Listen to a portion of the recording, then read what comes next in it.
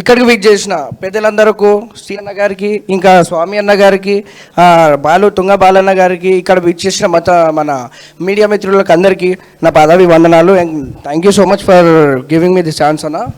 మాది మహేశ్వరం కాన్స్టిట్యున్సీ, నేను coordinator Maheshwaram constituency. నా పేరు గుఫ్రానుద్దీన్ పటేల్.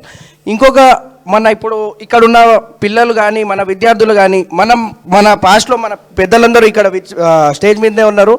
వాళ్ళు మన తెలంగాణ కోసం ఎంత ఎంత ఎంత మేనేజ్ చేసినారు, ఎంత చేసినారు అందరికి తెలుసు.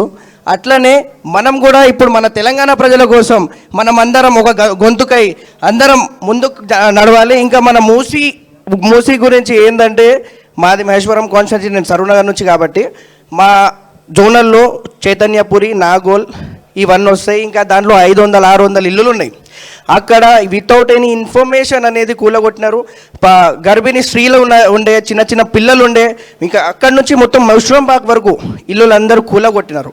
మా కాన్స్టిట్యున్సీ ఎమ్మెల్యే మాజీ మంత్రివర్యులు అమ్మ సబితాయనారెడ్డి గారు కూడా దీని మీద చాలా కఠినంగా చాలా అందరితో మాట్లాడడం జరిగింది. ప్లస్ రేవంత్ రెడ్డి గారిని మన కార్తిక్ అన్న అందరు కలిసి చాలా డిఫెండ్ చేయడం జరిగింది.